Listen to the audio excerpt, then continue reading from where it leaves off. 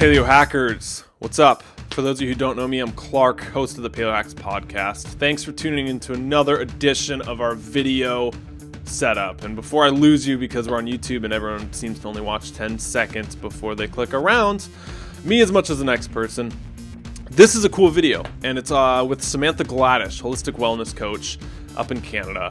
We talk about fertility, women's health, birth control, transitioning off of it. What are some safe methods?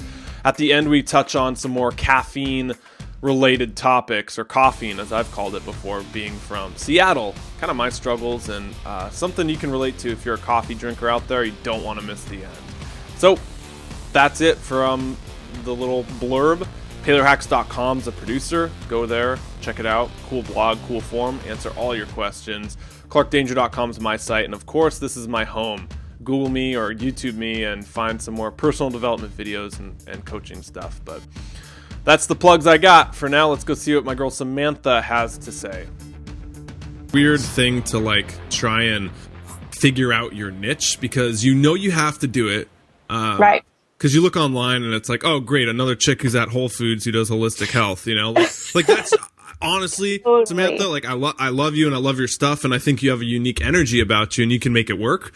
But that's rare, because I've seen a lot of people, and I get emails from these girls who start their blogs, and they're like, I'm a holistic health coach, and I integrate mind, body, and spirit. And I'm like, so does every single person down aisle 7 at Whole Foods over there, Totally. It's the same thing. I know. It's really overwhelming, and so... But you've made it work, and you got some products out that are unique, and you're doing your thing, and that's great. And you found kind of the niche in there, and you've figured out a business side. Totally. A lot of the granola girls, they just focus on the law of attraction and expect the numbers to go up. And okay, let's keep the energy going. I like your your raw form today. I think we got a good back and forth now here, 4 hours into our relationship. And so we'll just keep it going, because sometimes on the calls it's easy to get into like interview mode, and then you talk into this little screen instead of to someone. Okay. And the cat. And the Bengal. What up, Paleohackers? Samantha Gladish on the other end. She is back with us. She just gave you a wave, and her cat, or I should say Bengal, was just making a cameo appearance a little earlier, and we were ranting that up. But before we get going, Samantha and I actually tried to do this. She was our first guest on the video podcast, and it ended up coming out like Darth Vader, and our voices were chopped and screwed, and the video was dashing in and out and zooming in and out really quick, and I was, me and technology, I'm like a deranged monkey over here, chimp trying to figure out these keys and trying to type Shakespeare. But anyway, finally figured it out, and she's back with us. So Samantha, thanks for coming back again. Absolutely. Thanks for having me back. Yeah, absolutely. I loved what we had last time too. We had this killer conversation about hormones and women's health, and it went like an hour, and it was just content deep, and then the internet, man. But we'll get it back. It's all good. Yeah. Absolutely. So that's what we're going to be talking about, I think. Who knows where the conversation goes. I'm going to go with it. So with what are you working on these days? I'll just leave it really open-ended. What do you got going on? Oh my God, I have a lot going on. So I have my weight loss program that I offer in my practice. So it's a 3-month comprehensive weight loss program. And that is really amazing because the results are awesome. And everyone that's going through the program right now is just loving it and doing so well. So it's actually a program that was originated in Germany, and it's called Metabolic Balance. And so I offer that in my practice right now. And so that's keeping me busy. It's really great. We actually, we put people through, we have people do blood work. And so there's about 35 different lab tests that we have people do. And then based on all their lab results, we then design a meal plan specific for them. So it's very customized and very individualized. So it's really, really great.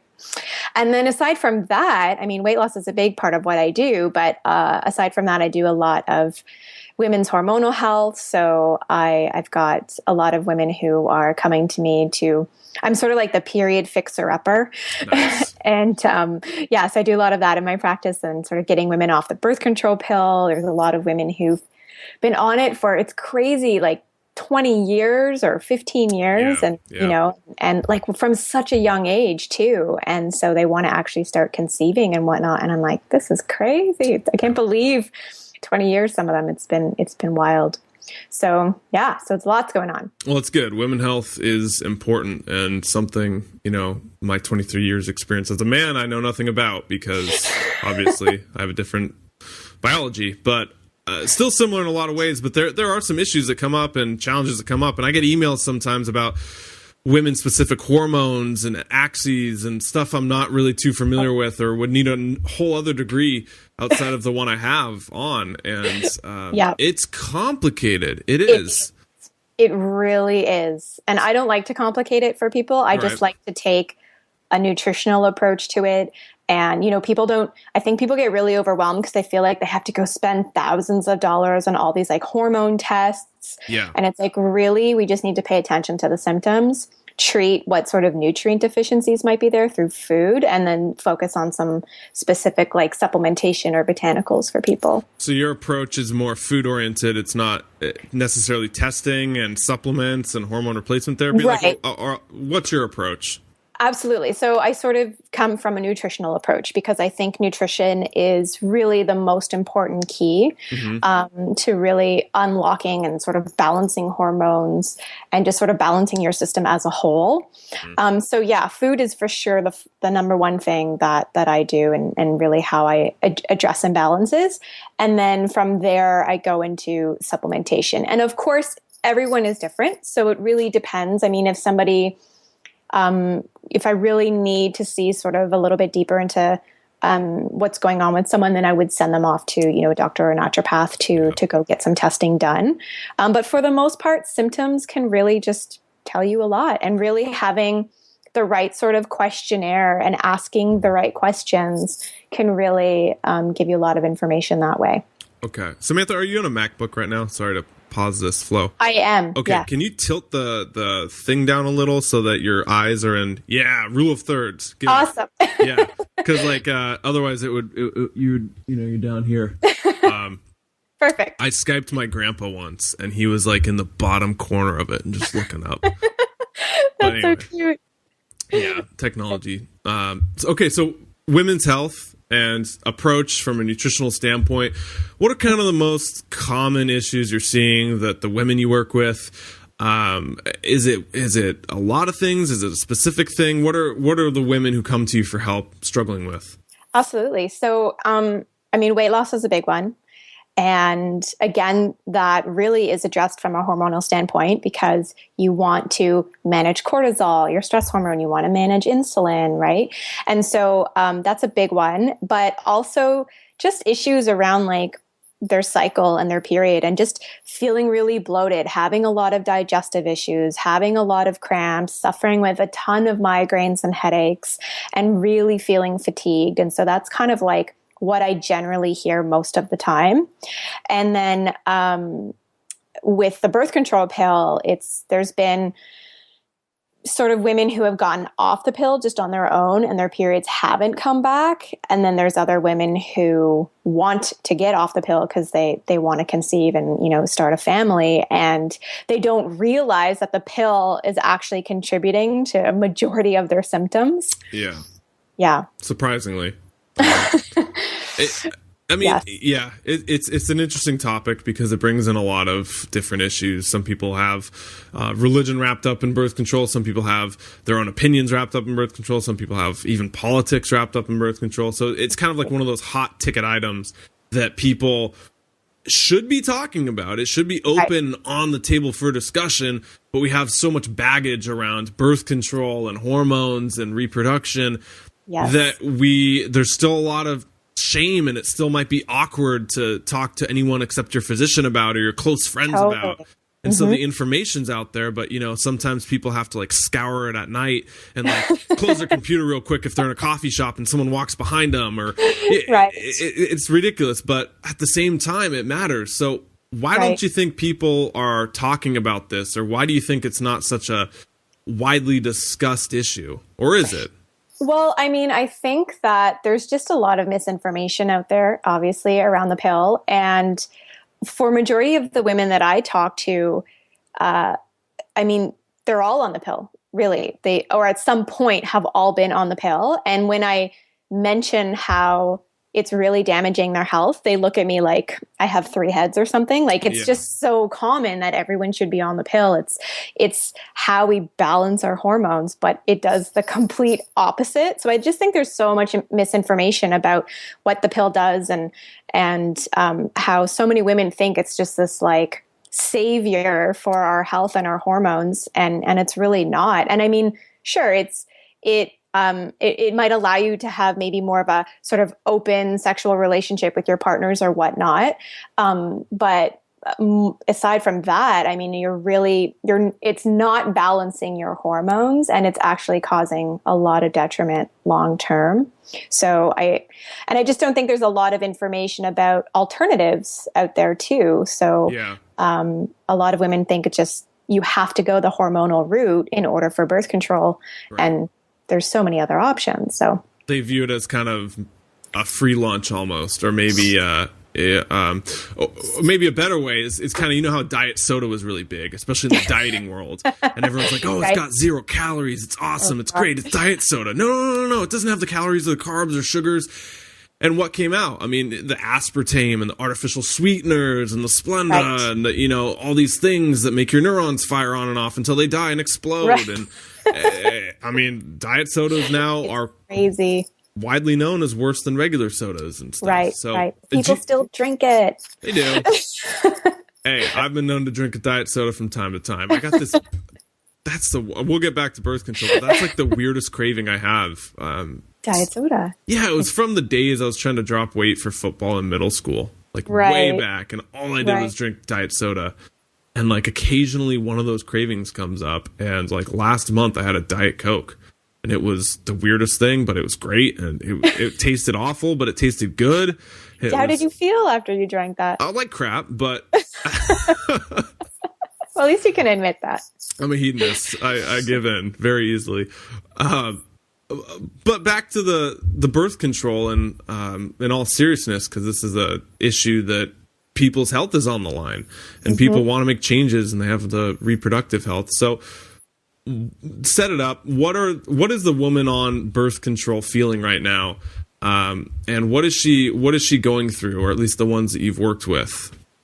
So again, sort of going back to the digestion, that's probably one of the biggest things that I hear. A lot of women I find have this like just heartburn, sort of indigestion, and just like the bloating and the cramping and the gas. Like, they just have a lot of digestive issues. And it's mainly because the pill is really sort of, it's damaging the gut lining is really essentially what it's doing. And that's going to go for really any pharmaceutical that you take, and any type of hormonal contraceptive or something that you use. That's really what's happening. You're damaging the gut lining, and you're really sort of displacing that good and bad bacteria, that delicate balance between the good and bad bacteria. And so if you're not eating a healthy diet, and if you're not replenishing that good bacteria by taking things like probiotics or eating good fermented foods, then you're of course going to have a lot of digestive issues. Right, and so, digestion is definitely the number one thing that I hear. And then a lot of fatigue. I mean, your gut really absorbs so many minerals, and women don't understand that you actually have this issue absorbing minerals when you take the pill, or that it's actually depleting essential minerals like zinc and magnesium and all your B vitamins.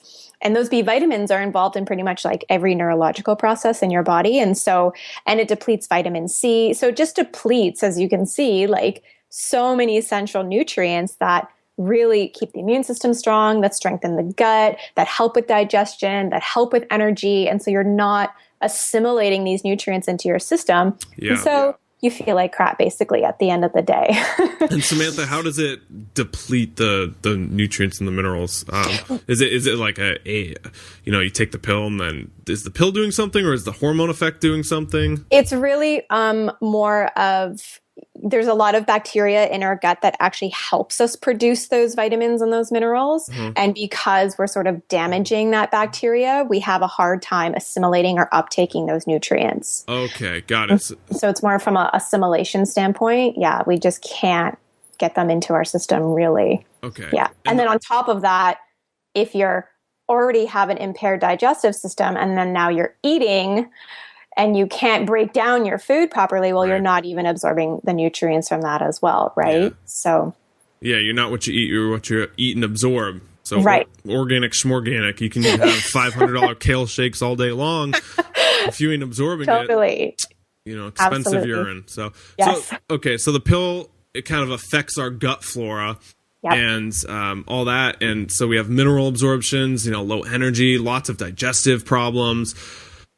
What other sorts of problems might the woman be seeing on the pill? You mentioned like weight gain or having trouble with weight loss. How does the pill, hormonal ones, affect your metabolic system?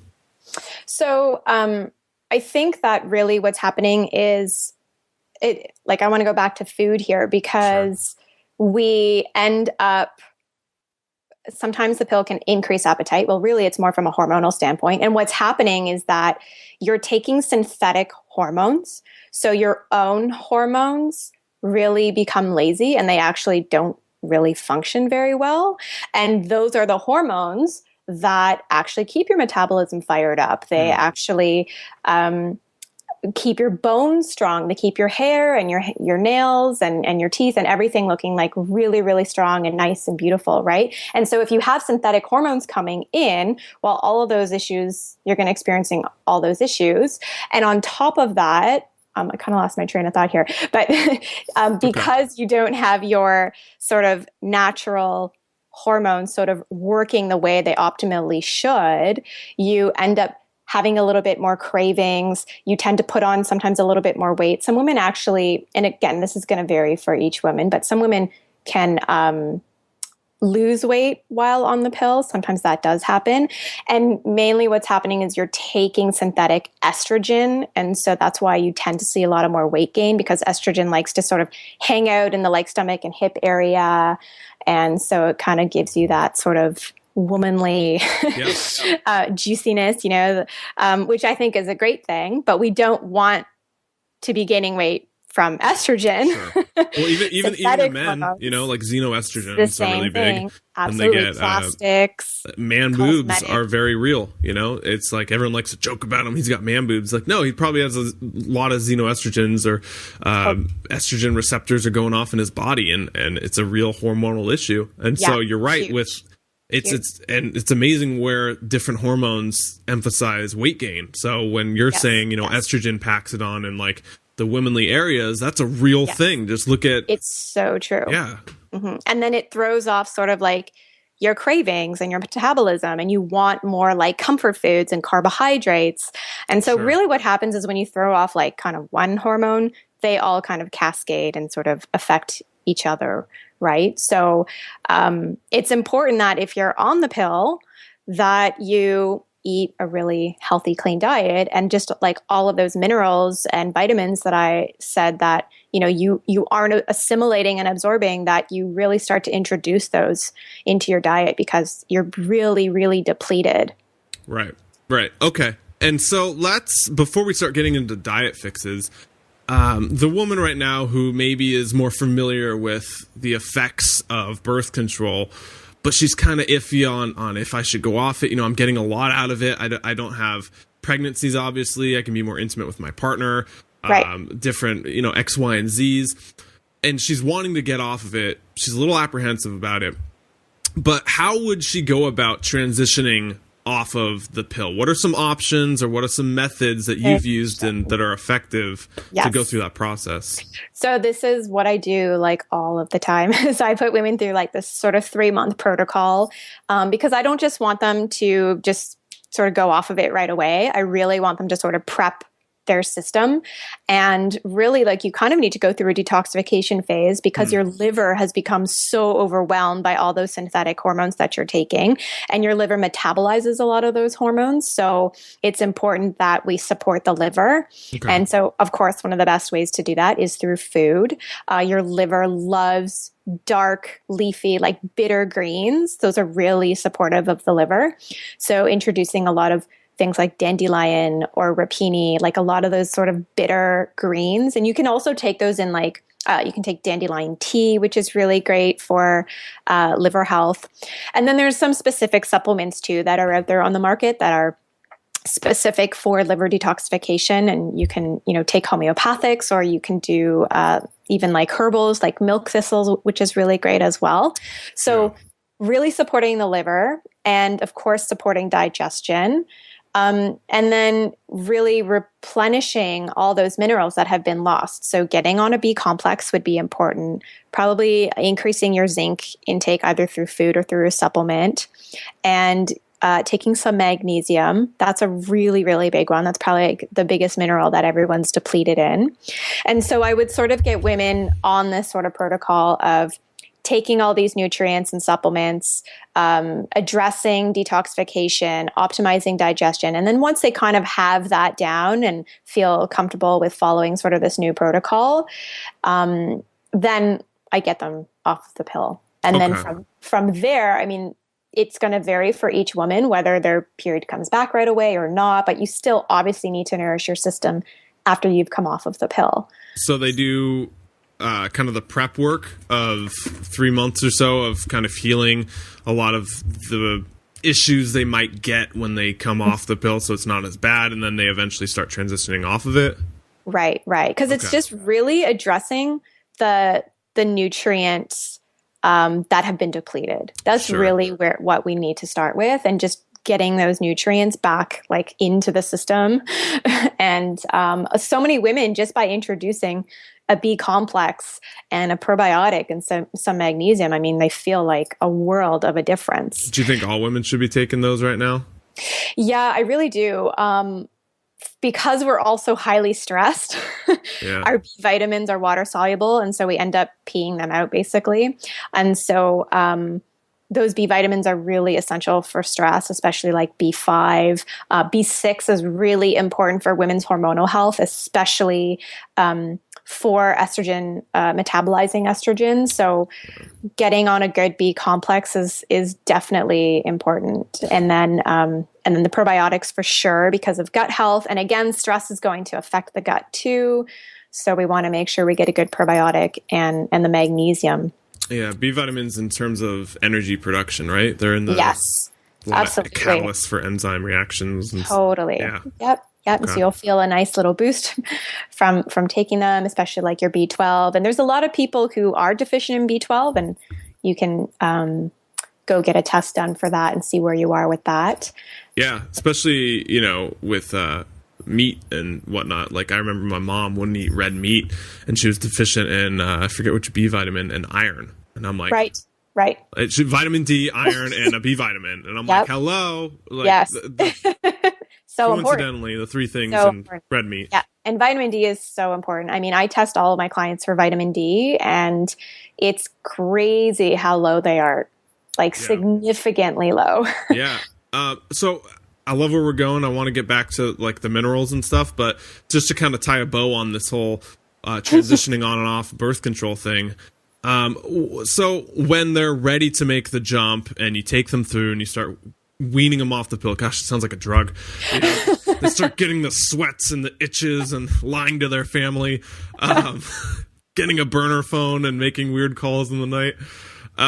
So when you start transitioning off of them, what kind of contraceptives do you recommend? Yes, good question. And so it's the number one question I get all the time. And it's just so funny to you because women will like literally whisper to me like, if I don't use the pill, like what are my options? They're just so like scared to talk about it, or they just don't feel like there's any other option. He gets snipped. Yeah. Snip it.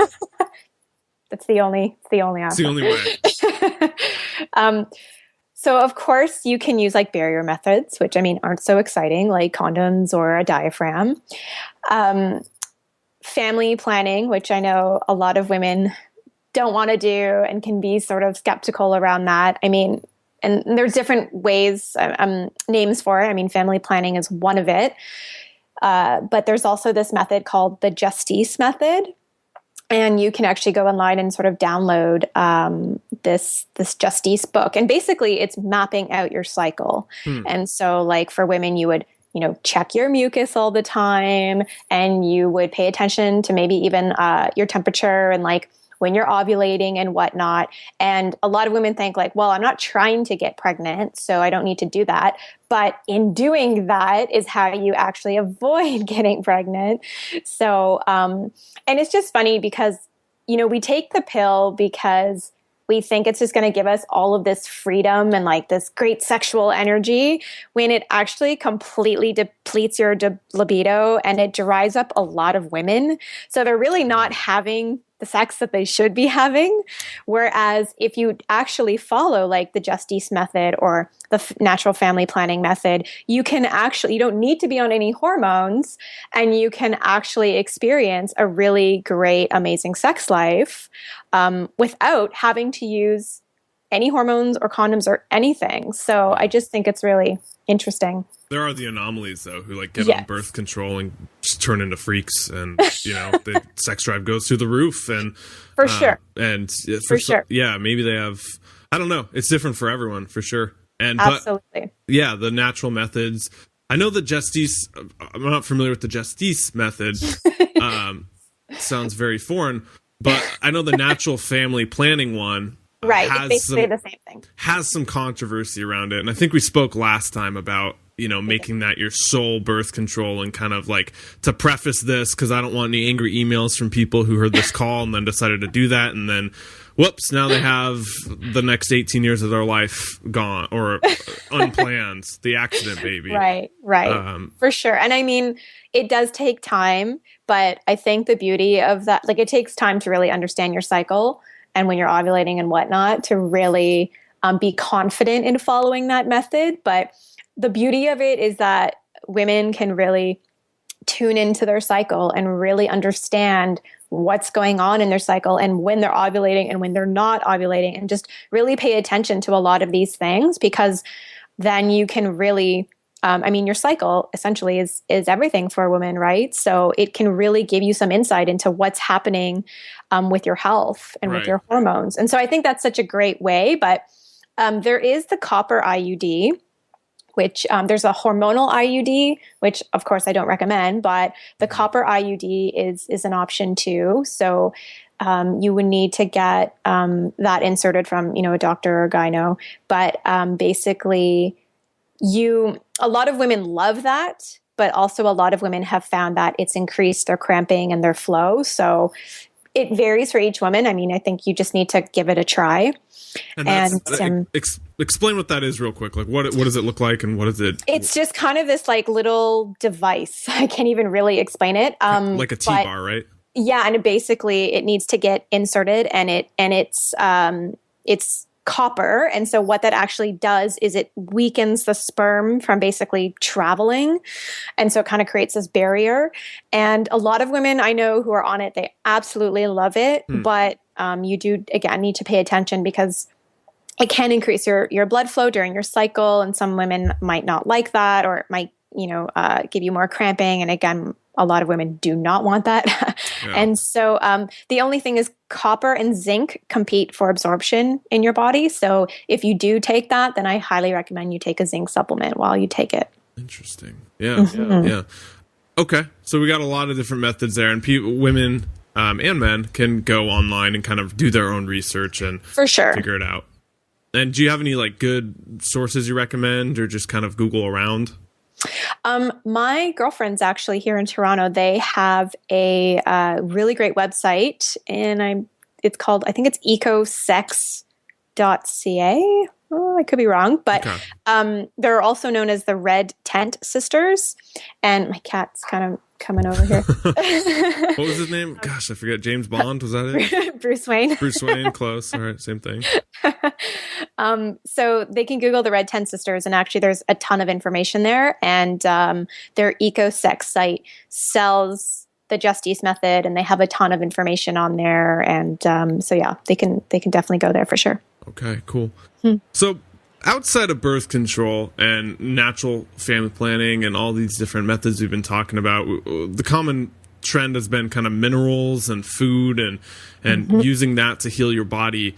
Any hacks you have, or any really interesting practices that are kind of unorthodox that maybe Samantha's found really works, that you don't see much on the internet?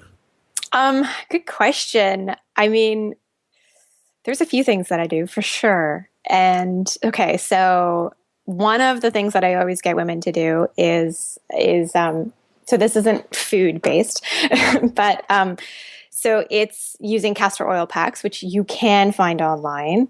I don't know if you've ever done sort of the castor oil packs. Okay, so basically, you would get some castor oil, and what is castor oil? It's a oil from a plant.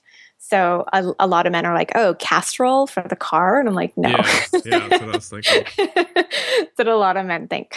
So basically, us bonehead men. Yeah. But this is great. You're learning, so you know now, and then you can pass this on to all the women you know, It's true. and they Castor love oil. you for that. And Just East method, castor oil, zinc absorption. Yes. Bangles. See, I'm learning. So the castor oil basically is great for, because a lot of women have issues with like sort of cysts, or again, like the cramping, and even during the time, like, you know, closer to the period, they'll have like breast tenderness or breast swelling. So what I tell them to do is to use castor oil. And typically online, you can find castor oil packs. Like, it's just this method of how to do a castor oil pack. And the traditional way to do it is you would take a piece of flannel, you would saturate it in castor oil, and then you would place that flannel on your liver, on the right side, just under your ribs. And then you would put a hot water bottle on top. And what that does is it actually helps to detoxify the liver. But what I do is I just tell women to basically rub the castor oil from boobs to pubes. Really, like, you'll never forget that.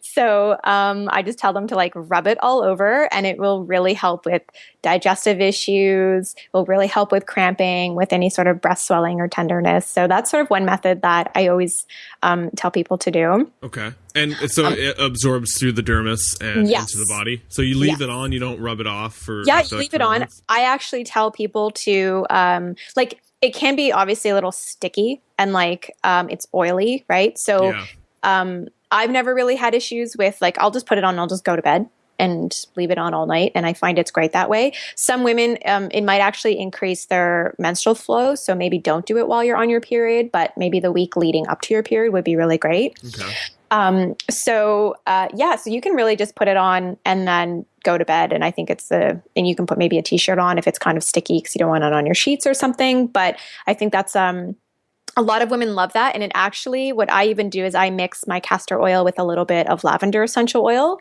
and it just becomes like really, really soothing. And like within 15 minutes of putting it on, I always fall asleep. So, so it's a really great, sort of like a nighttime, like evening ritual. Okay. Castor oil, and then castor oil. Yes. And then, not that this is really a hack, but I have a lot of women who are just obsessed with their coffee, and they just start their day with coffee. And so it's not that I think we shouldn't be drinking coffee. It's just that if you're already really, really stressed and you're exhausted when you wake up in the morning, caffeine is really the worst thing that you should be doing, because it's really just sort of, do you do that? Are you high? I do. Yeah. I saw that look. Saw that guy right there. And you're preaching the choir. I'm one of those women. Yeah. Me and all my girlfriends. So I think that there's nothing wrong with having coffee. It's just that coffee really stimulates like the adrenaline and the cortisol. And so if you're really stressed, you're really not allowing your adrenals to heal. And so I always tell them to try Dandy Blend. And so Dandy Blend, you can actually find this online. It's a coffee alternative, and I promise it tastes amazing. Like, I have not had one complaint, and it actually has dandelion in it, so it's really great for detoxifying the liver. Does it taste like coffee? It's so good. Yes. And you can put it really does. Like, I have not had one client come back to me and say they dislike it. Like, they've made the switch and they love it. Okay. What's it called? I'm gonna write it down. It's called Dandy Blend. Dandy, Dandy blend. Yep. And do you have like a brand you like? Well, I think that is actually like the brand itself. Like, oh, he's walking by the screen. Oh, there he is. Sorry. What's up, Bruce Wayne? He's going to jump on top of the desk Good now. for him. That's what he's trying to do. Yeah, he wants that Dandy Blend. That's yeah. It's his favorite. Go up. You might hear like a crash or something. So there is, I only really know the Canadian sites that sell it, but okay. I'll Google around or Amazon it. You'll be able to find it. It's honestly delicious. And I even have women sort of make it like the way that you would like a bulletproof coffee. Because I know, there he is again. Sorry. So you can put like your grass-fed butter in it, or some coconut oil, or even some ghee, and maybe even add in a little bit of like cacao powder, and just make like this really nourishing drink. Yeah. So with stimulating. So talk to me. You got about 5 minutes or so to convince me to get off the coffee. I honestly, Samantha, that's my one kind of vice, keystone habit. You know, I was reading The Power of Habit, Charles Duhigg, and he talks about habit change, and habits we don't change them, we swap them. And generally, a lot of times you have a keystone habit, and that's kind of the first domino that needs to fall before all these other ones fall. And so for me, when I eat sugar, when I stay up late, when I drink wine and beer, it's always because I'm drinking an excess of coffee. And it seems like whenever I eat like crap, I always go to coffee. And it seems like coffee's, for me, linked with tons of it's the keystone habit and linked with tons of my health. Not problems, but issues, sticking points. So open-ended there.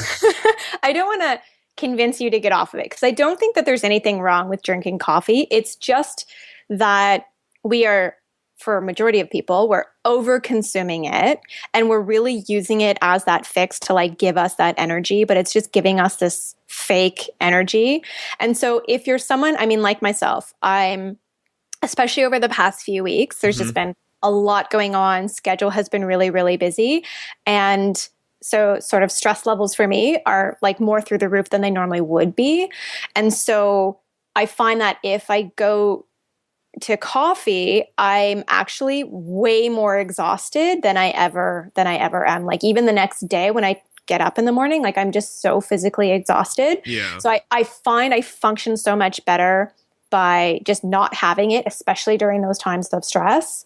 And for women or men in general, if you literally can't get up in the morning and all you're thinking about is that you need to get to the kitchen to make your coffee to get through your day, then of course, that's an issue. And I think that because, again, you're just never going to give your adrenals the time it really needs to heal. Like, you really do need to be completely off of the caffeine to allow your adrenals to heal, because you're just surging the adrenaline through your system is essentially what's happening. Yeah. And it's very, very stimulating. So I believe it. Like, I get to 5 o'clock and I feel like one of those 5-hour energy commercials. Yeah.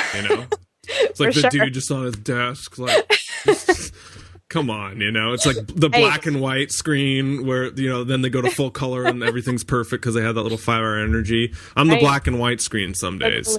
And I know, and this is the thing, this is like me being radically honest. But I know that it's my caffeine addiction, and I drink more coffee than I know what to do with, and I've tried to lower it, but for whatever reason, I keep going back. It's the ritual, it's the routine, it's me waking up in the morning, it's being in Seattle and the culture where we have coffee shops on every block, for sure, single sourced, shade grown, and I love it. It's a hobby of mine. I have like too. I love it too. 5 different blends of it, and so I'm trying to find a way to moderate it. But I don't know if I'm the moderation type. I think I'm like a very addictive personality. You know? Right. Like good is great, and then great is I need to do it every day. And I burn that sucker till it's in the ground, and then I keep going. And Right. And I think you mentioned like quality is really important. And I always tell my clients, like, if you are going to drink coffee, you want to make sure it's organic and it's just the highest quality that you can possibly find. You obviously don't want to be loading it up with like all of this sugar and, antibiotic milk and all of that. So just quality is really, really important. And it's also the time of day that you have it. Like for sort of those diehards that I have who just have to have their coffee, they will, I tell them at least like the first thing you do in the morning, it just can't be caffeine going into your system. Have breakfast first. So at least you have like a really good nourishing meal and then have your coffee, and like don't have it past maybe 1 or 2 in the afternoon, because it can be, again, very stimulating. And if you have sleep issues, then it might keep you up at night. Yeah. So, and so there's that's good advice, not to right. cut you off or anything, but no, I think that's just sort of my approach to it. And actually in my challenge that I have coming up, the 21-day Qualitarian Challenge, we're launching for spring, there is a day where I have people sort of nix the coffee and get off of it. And all the people who did my challenge in January, they actually made a commitment to completely just get off the coffee. And I swear to you, I have like 50 testimonials of everyone just saying how amazing they felt after letting it go. So I dare you to ditch the coffee. I mean definitely want to. Hold on. Do you have like a microphone that's reflecting my voice? Okay, there you go. It went away. Sorry, I was just hearing an echo through your computer, but it's gone. I mean, I dare myself to get off the coffee. And I think one time, 2 summers ago when I was living in Hawaii, I didn't use coffee or caffeine. I had tea, and I think it was a caffeinated tea, but it didn't give me that same boost, big nitrous oxide kind of style, like turbo boost. Like I was gunning it, and I felt I do remember that, Samantha. I mean, I had the best sleep of my life. For the first time in 5 or 6 years, I could take naps during the day. I could just take naps, and I felt so rejuvenated when I woke up in the morning, and just felt this peace when I was going to bed at night, and felt like more zen throughout the day. But then, then I come back home and get into my habits and stuff, and right. So would you say you're drinking more coffee now than you ever have before? Yeah, probably. Yeah, and are you in like a more stressed out time in your life now than you've ever been before? Yeah, probably. So that's definitely a sign that you got to cut back, because now your stress is so high that in order to even kickstart your adrenals, you need more caffeine. Yeah. Right. So yeah, I mean, that's true. And see, like, this is the worst part, because I think I'm in the unique category who like kind of knows what to do and knows why it's bad, knows everything, we all do it. Still keeps doing what makes him. We all sick. Have our vices. I like to beat myself up too. I'm kind of like a masochist when it comes to like what I'm not doing, and like right. Yeah, but I mean, this is just kind of reiterating the fact that I need to ditch my one true love, and Aww.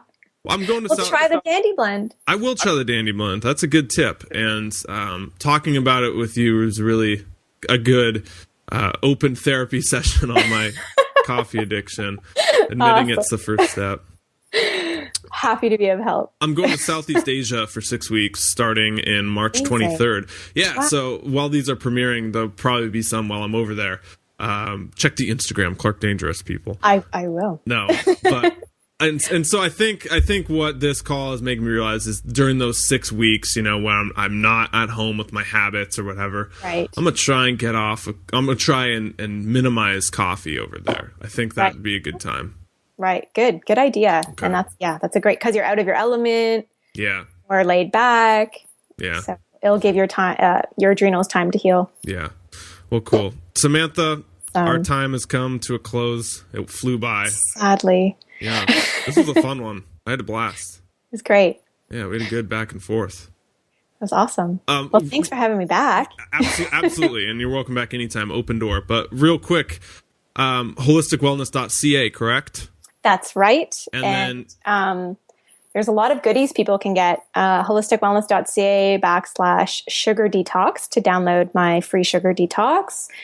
And we are launching the 21-day Qualitarian Challenge April 13th. So, yeah, that will be a great challenge for people to join. Basically, it's 21 days of creating new and healthy habits. There's meal plans, grocery lists, and basically we take out all of the guesswork of what to eat.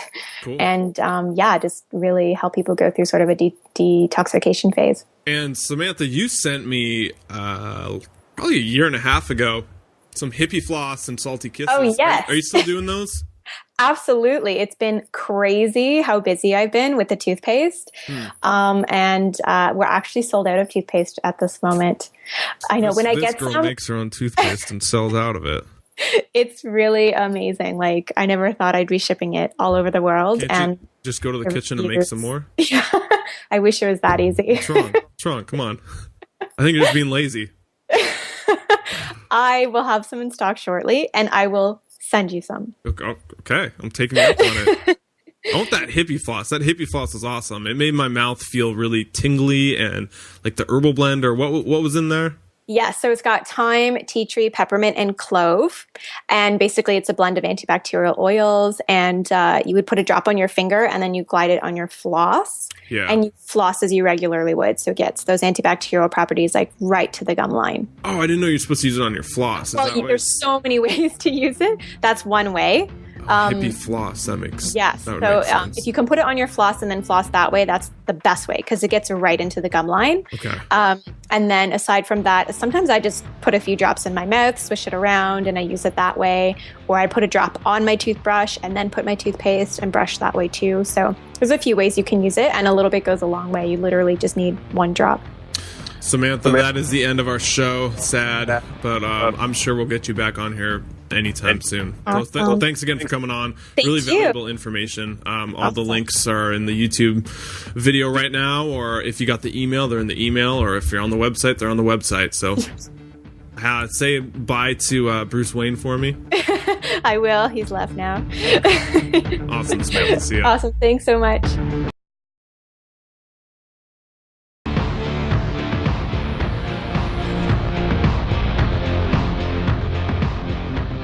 Delicious, yeah, and it's like a very smooth coffee. I think you would really like it, but I shouldn't be encouraging you to drink coffee. We call that an enabler.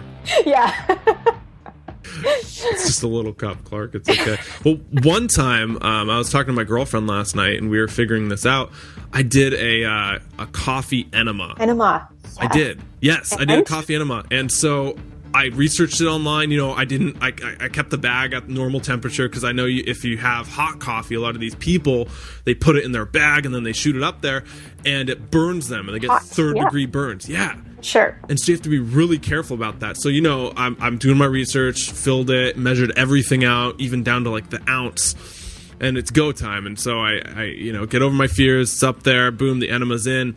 I've done enemas before in the past and they always came out and they worked fine. Well, this one, 15 minutes go by, and I get on the toilet to expel it, and nothing. And I'm like... Really? And I would have thought that would have been like the most, the strongest. And I think what happened is I think my body absorbed it. And I was freaking out because I saw on a TV show a while back that, all these models are doing the Tampa vodka thing. Have you heard of that? No. They have, obviously eating disorders and issues around calories, and they're staying thin. And so when they go out to clubs, instead of drinking alcohol, they soak their tampons in it and they absorb it through their mucous membrane, and it bypasses the liver.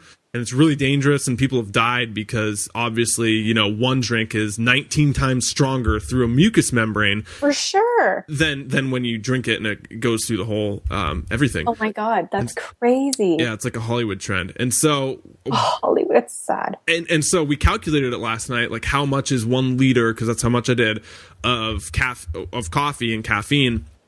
I think it was like 4.2 cups or 4.2 whatever grams caffeine or something, and we times that by 19. Well, it would have taken deathbycaffeine.com or whatever 77 cups of coffee to kill me, and this enema provided 80. And so I was like, oh my God, my family's gonna find me on the toilet like keeled over with an enema in me, and that's how I died. That's how I went out. And So then what happened? Like, how did you feel after that? I felt like dizzy sick, like spinning, like caffeine jitters. Everything was kind of focusing in and out. Like it felt like a come down from something mixed with weird ingestion of like ultimate caffeine state. That's so crazy. yeah, it was weird. I've never done a coffee enema. Well, and that's not encouraging me to do one. I wouldn't. You never hear these things online. Everyone's like, it was great, it was awesome. Right. One guy in the corner is like, it might not be a good idea. I almost died on the toilet. And then everyone's like, yeah, he's crazy. But anyway. Wow, I'm sorry that you had to go through that. Yeah. Well, we're here today, so. Thank God for that. Thanks for listening to my enema story. Anytime.